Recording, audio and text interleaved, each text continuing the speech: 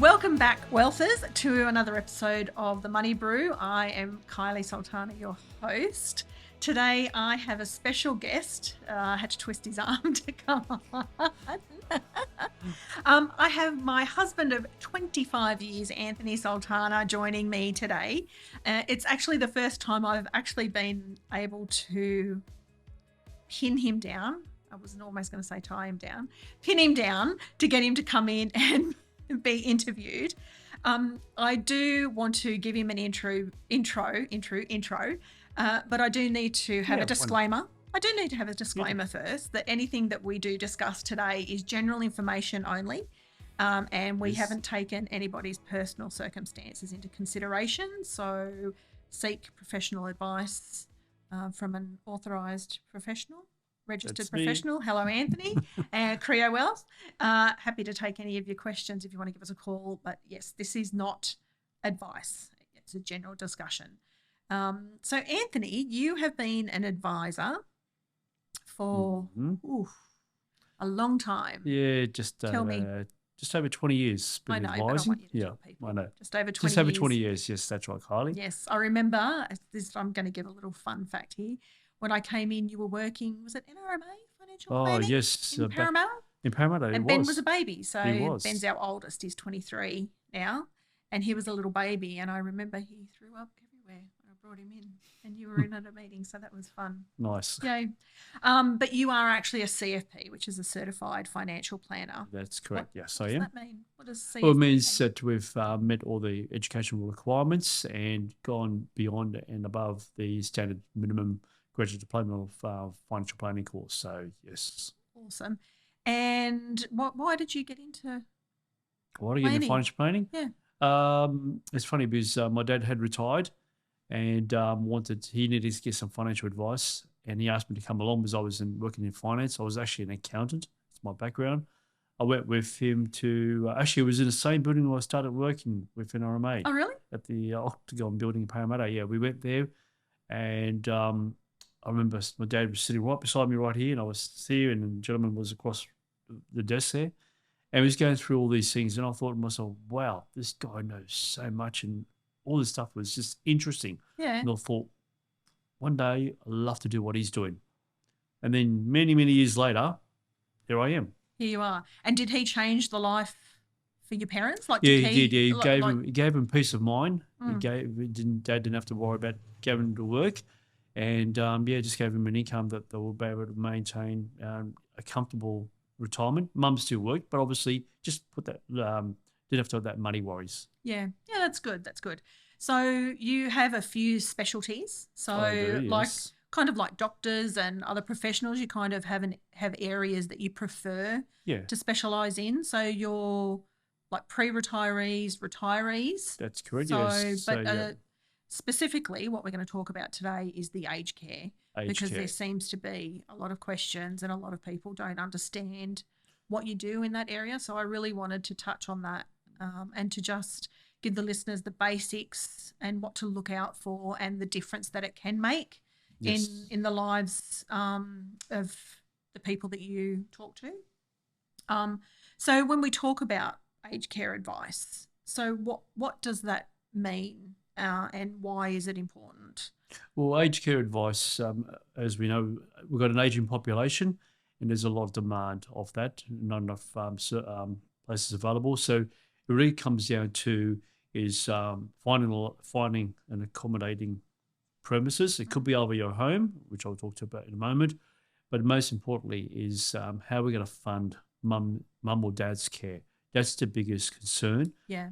Because it's not cheap, and we've got to make sure that it is affordable. And a lot of people get shocked from all this. It's a very emotional time, Kylie. Yeah. And we do see that a lot. There's generally a lot of tears because you're dealing with the families of the elderly parents, and it's mostly, unfortunately, because they either have Alzheimer's or dementia or they just can't care for themselves in the family home anymore. And it gets a bit complicated, doesn't it, when there's more than one family member who has power of attorney and those sort of things.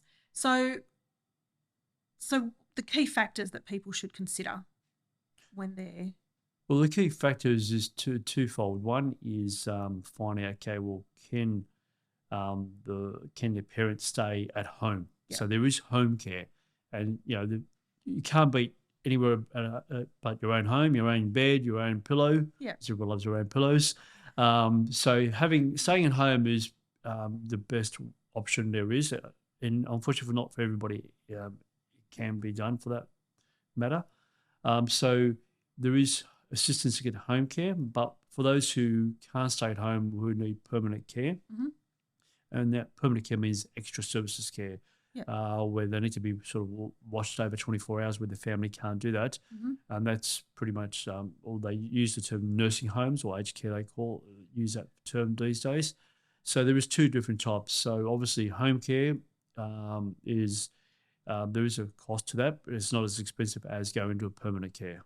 Yep. So home care would be more if they're still slightly independent and can still do a few things for themselves, or that's correct. Yeah, they can do things independently themselves. They don't need to be watched over. But they were slowing down and might have some health issues. Yeah. So they can get somebody to come and help them with their shopping, take them to doctors or specialists. Yeah. They could also obviously have their family help them, which most of them try to do that. It's just a bit of extra, and also do things around the garden, home maintenance. Yeah. So you need to register for that, for the home care to get that. So if you're able to do that yourself, and and there's not a lot of demand, you don't need extra help. Then, what I mean by extra help is that you got to depend on somebody to do everything for you. Yeah, and it's a really hard time for a lot of families, especially for the person that needs the care, because they may be realising that they're losing their independence, and we see it with your mum a little bit now. Yes. She's forgetful and things like that, and it's really hard to watch when it's somebody that was once so active and sprightly, and to see them sort of struggle with just basic tasks of where they left their bank book. Your mum and her bank book, oh my God, constantly misplacing it. But we have a bit of a laugh about that. That's funny. So the potential costs that are associated. So say somebody needs to go into, what do they call it, residential aged care. Yes. Yep. If somebody needs to go into permanent care, what are some of the things that need to be considered? So if somebody came to see you, somebody rings and says, Mum needs to go into a nursing home. What are the first things that you... Well, the first things that they come back, obviously they've done the research, they've gone to seeing a couple of nursing homes. There's two types of costs. The one's the care costs, and the other one's the accommodation costs. So the care cost is having to stay where you can get the care from the nursing, you get food on a daily basis. So with the care costs, there is the basic daily fee, which everybody pays, no matter who they are, whether they're on a full pension or not. Everybody pays that. Yeah. And at the moment, it's just under $59 or just close to $59 per day. And then on top of that, depending on the residential aged care premises, they might charge you an extra services fee. Okay. Is that for like the hairdresser and thing or whatever? No, facility, that's extra. That? Okay. So extra services are for, especially if the accommodations or the residential care is a newer place, they will charge a residential if they're made major refurbishments. Okay. But also sometimes includes that you might want to have a glass of wine or a beer with dinner, or you've got access to Foxtel or any of their pay TV services, or even having a hydro pool in there. So every premise is different, and they can range from $20 a day upwards, and it really comes down. So when you go to these permanent care residents, you need to ask them what's it included. What are the so that's really important to ask what's included. Yeah. Generally, are these fees? Can you negotiate on those, or are they fixed? With the basic daily fee, you can't. That's a fixed. Yeah. The extra services, at times you can, but we're finding it's becoming less likely now you can negotiate it. Okay. But it really comes down onto the residence premises itself. So they're the care costs. And then obviously there's the accommodation costs. Yeah. So is this where we get into all those acronyms, the RADs and DAPs? Oh, yes, thanks, Kylie. You remember them. Yes, the RAD, DAP. Oh, I love a good acronym. Yeah. So are you going to break that down for us? Yeah. So effectively, it's like, think of it as when you're looking for a house, you either want to buy a property, a house, or you want to rent. Okay. So when you buy something, you actually buy in the room. So that's called a refundable accommodation deposit, which is a RAD. Right. Correct. Yeah. So the RADs, when you pay for that room, that is 100% refundable to you if you leave or to the estate. Okay. Okay. So the only exception is if you decide to have the ongoing cost deducted from the RAD, then obviously it's going to be a lesser amount. Okay, of course. And you can do that. You can do that, yep. So you just need to speak to the facility in regards to that. Okay. So if you've got the funds, then that's good. How much are the funds? How much is the bond or the RAD? Yeah. Well, that does vary. It could I've seen it as low as $350,000. Mm-hmm. It averages around about 500, 600, but I've seen it up to $1 million. So it really depends on the location.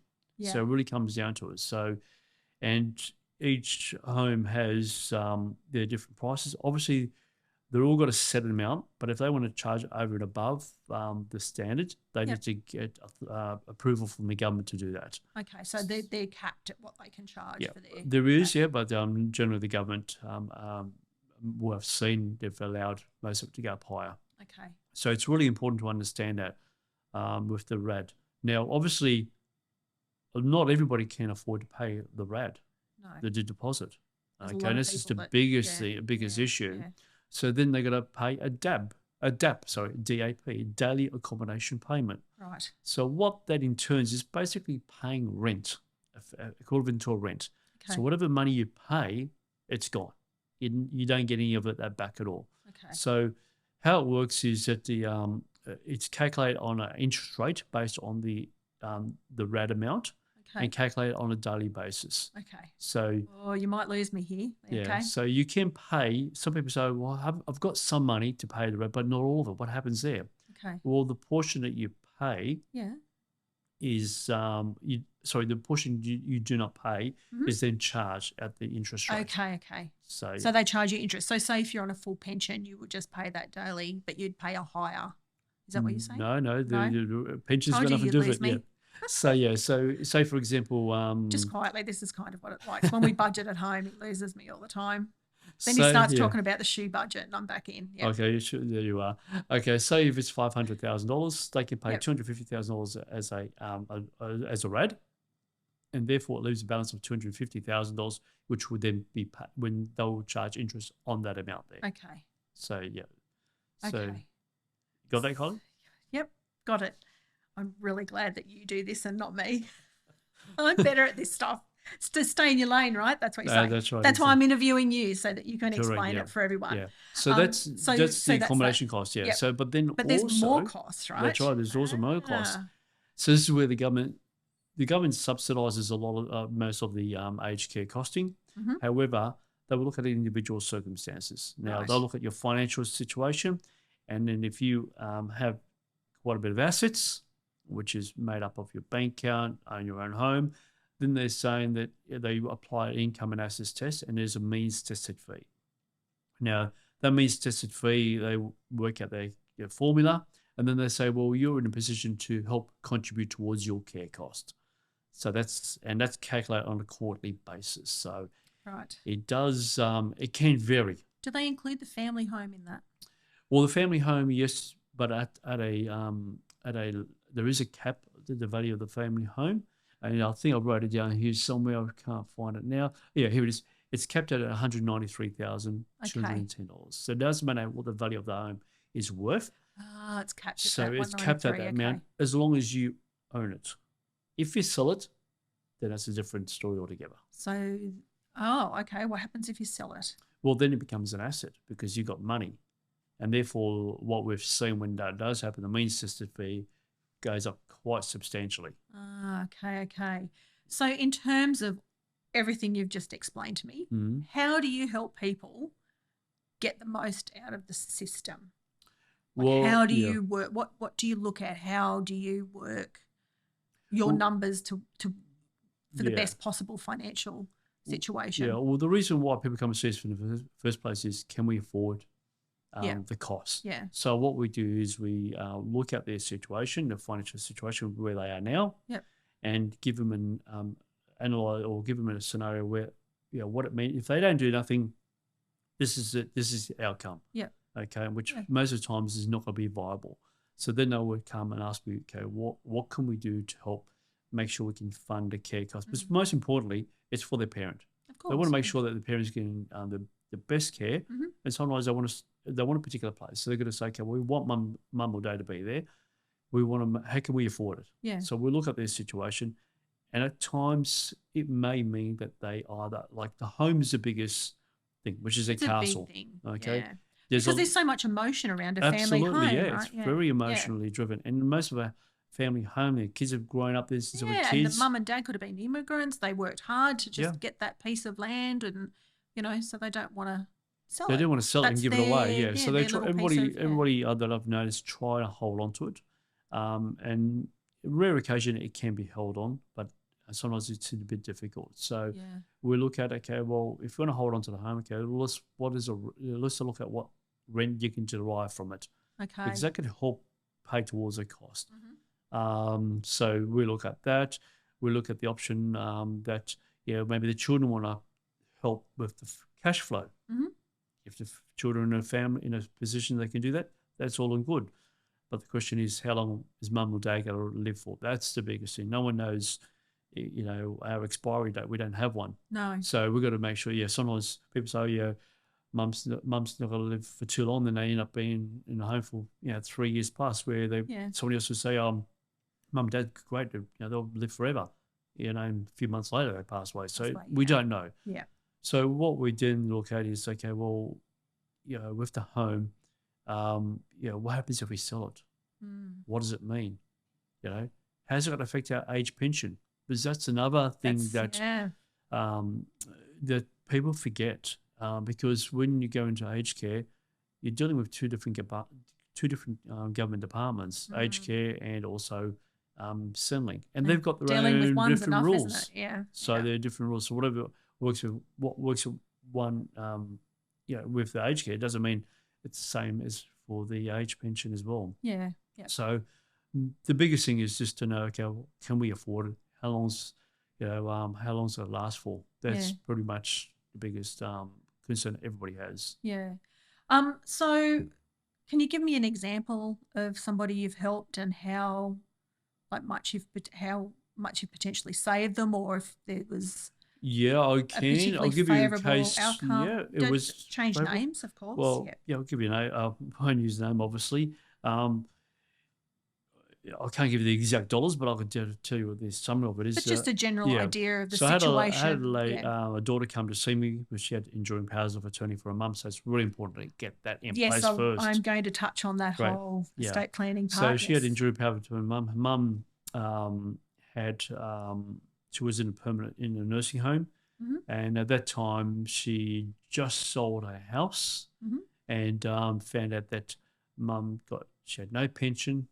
The costs of the nursing home were quite expensive. Yep.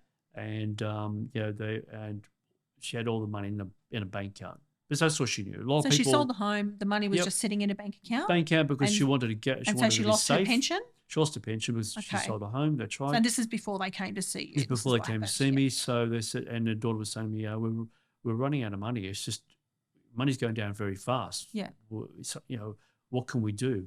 So I looked at this situation. So I realised, I said, the main reason I had the money in the bank account because they want security, they want a guarantee, and they want a bit of certainty. But that certainly wasn't giving them enough income to cover the cost of the aged care. Yeah, of course. Because they were pretty much self-funded. So when I looked at this situation, I looked at it and looked at the numbers and I thought, here's the situation. I told her that, we just need to rearrange your investments, which will still have the same security guarantee. Yeah. However, what it will do, two things. One, it would help reduce the means tested fee. Yep. So the aged care cost will start to come down. Okay. And two, and the most importantly thing is, which the daughter wanted, to see if we can get a part pension or a pension for a mum. Because that gives them the discount on their medication and the health cards. Those two get the discount on the medication, so pretty much they get that. It's more just getting additional income from somewhere else. Okay. And with older people, they worked hard. They depend on the They want pension. their bit of pension, yeah. So what we did was we were able to rearrange the investments. So as I said, we reduced the means tested fee, but also got her a part age pension. So overall, between the reduction of the aged care costs plus the increase or recommencing of the age pension, was giving her an extra about $5,000 cash flow positive. So from being self-funded and money going down, you turned it pretty into much being positive. Yeah, cash positive. flow, So we increased. $5,000. So I started receiving an age pension plus reduced the costs. So the net between those two was a $5,000 financial gain for the mum. So she was ecstatic. She couldn't believe it. Yeah, and I guess they don't know what they don't know. They just kind of think that that's how it is until they come to see you. That's right, because as you mentioned before, it's a very emotional time for them. Yeah, because no one plans to go to permanent care or nursing home. Of course It's not. just your mum or dad could be in hospital. All of a sudden, specialist says mum and dad can't go back home, and that has a big impact. I know that personally with my dad many years ago, and it is a very emotional. So I understand when clients come to see me where I've gone that, I've walked that track, so I know what it's like. And you need to have the head space because all of a sudden everything has to be done urgently. It's not like you got 3 months to decide. It's do it right now. All of a sudden Decisions now. That's the hardest part. Yeah. Yeah. So back to the estate planning. Yes. What are some things that you should get in place now? So it really needs to be done. You need to speak to your lawyer before. Well, yeah, everybody should have a will to anyone of any age. Yeah, agreed. But also we find that people should look at implementing enduring powers of attorneys. Now, I'm not a legal person here. No. But an enduring power of attorney will basically let you give somebody else the authority to act on your behalf. Yes. So it's really important because if you don't have that and you get diagnosed with dementia, unfortunately, the family can't act on your behalf, and therefore you will need to get the public trustee to step in and to make the decisions, which good luck with that. Then that drags on because you can't get an answer straight away. Yeah, no, good luck with that. So for you to see somebody, do they need to have the enduring power of attorney, or if they're talking on behalf of the parent? Yes, we do, because due to privacy, we can't discuss the financial matters because there's a lot of things we need to gather, such as their bank accounts, all of their savings, all the financial. So we can't get that if they don't have enduring power of attorney. So it makes it, difficult. Yeah. So just to backtrack a little bit, so that we've just talked about residential aged care. So if somebody has dementia or they can't care for themselves, does anybody come to see you that is moving into like a retirement village, like they're, like partners and they're moving into a retirement village? Yeah, we do have retirement villages where people their home is too big for them to maintain. They want to downsize in regards to not to the value, but just the size of the property and less maintenance.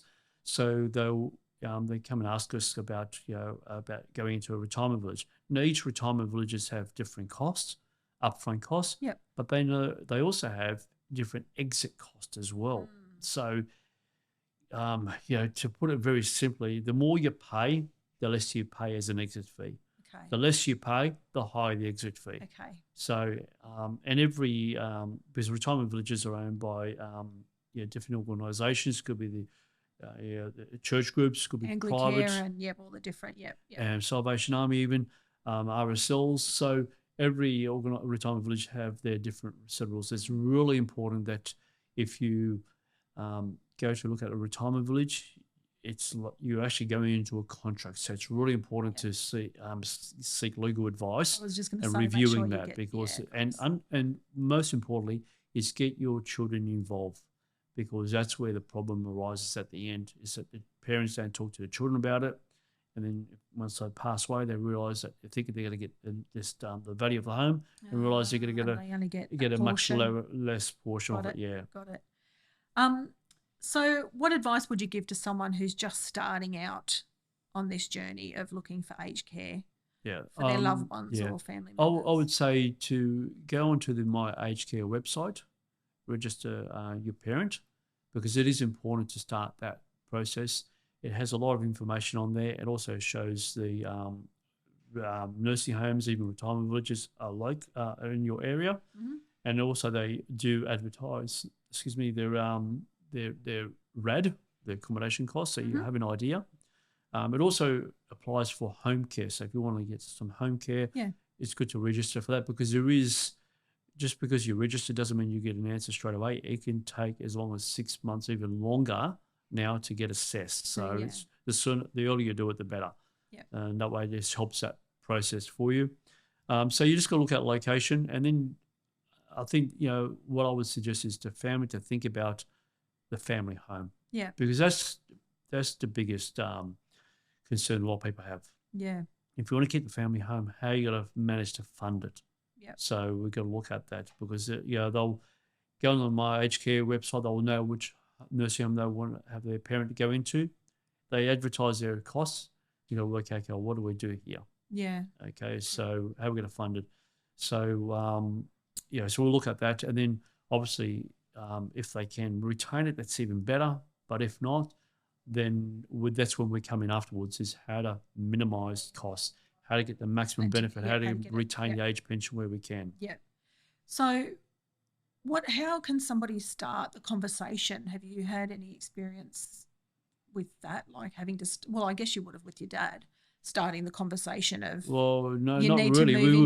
We were thrown at the Actually, I think your dad was forced to go in there, was he? Well, he was forced. He had no chance. He had no choice in the matter. The specialist said he can't go home anymore. And that's, got to say, it's, as I said, it's a very emotional time, and everything happens so fast. You're thinking, hold on a second, let's just go back. Where did this come from? Well, it just happens sometimes. And, you can only plan for so much, but when it happens, it happens. The thing is, what we have to do is start going in overdrive, think, okay, where can we find a nursing home close by? So mum can visit. Because your mum doesn't drive, She doesn't drive. So you need to think of those things. So you look at public transport location, because you've got, other family members where we want to be central. So you got to look at, that's what I'm saying, you got to go on My Aged Care website to see what nursing homes are in the area. Yeah. And the issue is they might not have any vacancies because an ageing population is growing at a faster rate than they can build the nursing homes. Yeah. That's another challenge. Yeah. So, so that's crazy. It's planning. You can put your name down there and register for it. That's probably what you can do. There's a lot of people who do that. Yep. I did that many, many years ago. But didn't need it. But then 5 years later, happened to need it for Dad. So I thought you were talking about it for yourself then. No. So. I'm like, what? No, I'm not going to end up in nursing home. You're leaving me. Oh, geez, who's going to mow the lawn and take the bins out? We're the boys. Okay. So some misconceptions. What are some misconceptions about this space? What do I need to see a financial advisor? They can't help me. They're going to charge me a big fee. Right. Well, like there was one time where somebody asked me what our costs were, explained to them, and then they said, no, it's too expensive. And I knew from my calculations that I worked out for them that what they were going to invest in my specialty, my expertise, was going to save them a lot of money in the long term. Mm-hmm. Anyway, that was their choice. And that's okay. That's their choice, yeah. The thing is, it's really important because, as we said, it's a very emotional. You get caught up with emotions, and everything becomes a burden on the person, on the children, and it's just a hard decision for the children to make. And it's good to get advice because to see whether we can help. Like there's been occasions where for some people we haven't been able to do anything because of the circumstances. Yeah. But I would say probably more than 75% of the time, even higher, that we've been able to save people and save them a lot of money over time, because the longer their parent stays in a nursing home, it can add up quite substantially. Yeah, it's not cheap, right? Yeah. And again, depends on where you want to stay and where mum or dad want to go to. So there's a really nice place down the road from us in Bella Vista. Am I going there? I think that's the $1 million one. That's close to $1 million. How are we tracking $750,000 bond, I think they want. Going all right. I've got a nice movie room and it's out on the lake. It is. That's very nice. Yeah. Yes. I think they've got a tennis court too. We're tracking all right to go there. Doing the number. Anyway, so Anthony, I want to wrap it up. What would be your top 3 tips for someone considering aged care for themselves or a loved one? Is consider the type of care you may need. So whether it's home, as I said, going back to registering for the My Aged Care, whether it's going to be home care, hopefully that's what we all aim for, stay around home. If not, start looking at other options with regards to care. Consider whether, maybe if the children have room in the backyard, they could build granny flats. That's another option where they help. But by doing that, you've got to be very careful is that the children have their own family to worry about too. Okay. So I'm sure the parents don't want to put a burden on their own child. No one wants that. So some children decide they want that, then they realise down the track a couple of years later, it's a lot of hard work, and then their health gets impacted too. So I tell the clients, don't be a hero. Just do the best thing for your parent and for yourself, because if you get sick, you're not going to be good for anybody. That's exactly right. So it's really important to look at that. Yeah. And their family needs them too, right? So yeah, right. Yeah. Like with my mum, she doesn't like talking about nursing homes. So yeah, but my brother and my sister, we are aware of it, and we're we're just conscious about it. And I think that's the most important thing: is don't ignore it, because it could happen. It may not happen. Yeah. But if it does, at least you're prepared. It's not a shock to the system. So for Anthony's mum that he's talking about is 4 foot nothing, little Maltese, tiny lady, and you mention the word, you'll be carrying me out of here in a box. That's a she doesn't want to hear it. Everybody. I'm not going nowhere. Yeah, I'm leaving here in a box. So it's conversations like that. But anyway, so we're aware of it. So it's important. But also another thing to consider about is is the family home. Because one of the things that people where they've sold a home is taken them 6 months plus. The reason for that because their parents have been living there for 40, 50 years. Imagine the accumulated wealth or wealth of nothing. Wealth of objects. Objects, yes. So I'm trying to sort all that out. It's important. Then also looking at preparing it for to sell if we need to do that. So I'd say to clients, start thinking about cleaning some of the rubbish, I suppose, around the home, so that way it won't be a big massive chore. Task. Yeah, exactly.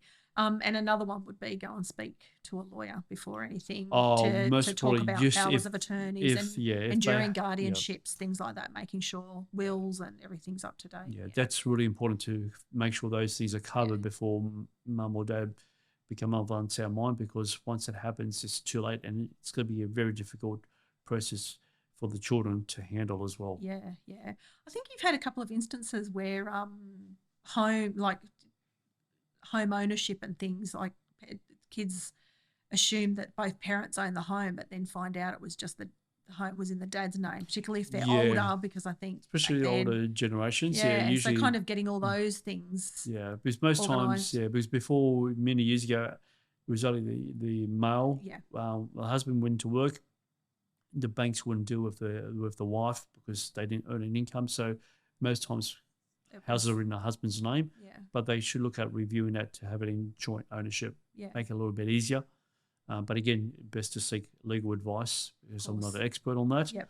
But what I really mean is getting everything in order, because if the person passes who the house is in the name of, then it causes problems. So you sort of just and make sure they've got process. the will available. Make sure it's available at all times. So and also during power of attorney, make sure everything's in place before anything drastic happens. Because if it happens, it's too late. Yeah, and there's one more thing before. Tell us. That is, with settling, especially if you're getting an age pension, part age pension particularly, is make sure that their parents' financial details are up to date with settling, because that will be the driving point that will work out what the means tested fee is. So if the assets are overstated, that means your means tested fee will be even higher. So it's really important to get to review that at least once a year and make sure all the details, financial assets that settling have got are up to date. Yes. And when dealing with Centrelink, you always, what do? We get the name of the person, a Yes. reference number. Correct. And what's the other one? The Name, date and time date that and you were time in when there, you and the said. reference. Got to get that reference number. Correct, yeah. Because if you don't have that, it didn't happen, right? Correct. Because even though you might go to their office and give them supply the information to them, it does not mean it's going to be processed. And I've said way too many times where it hasn't happened, and then they come back and try to claim money back from you was overpayment. Yes. But if you've got that evidence, then they will waive it or they won't chase you for it. So it's really important to get those details. It is, yes. So, Anthony, thank you so much for right, chatting Kylie. to us about aged care. A bit of a serious topic for our first interview. We'll try and make the next one a bit more fun. But, you know, it's really important, and it's something that you really need to have in place and really need to think about. So, and it just shows the value of financial advice, which obviously we're in the industry. We really believe in that advice, but we get to see it every day and how we help people. So, and I love that you're so passionate about helping the retirees and the aging population, because they really are the ones that worked hard and helped build up the country. Yeah. And so we help everybody who wants. We do help everybody, but this is what your specialty is. That's right. So thank you again for coming, and have an awesome day. And what's for dinner? Did you get something out of the freezer this morning? We did. We did. I think we're having sausages. So thank you for listening in, watching another episode of the Money Brew, and my beautiful husband, Anthony Sultana. Thank you. Thank you, Kylie. Thank you, everybody.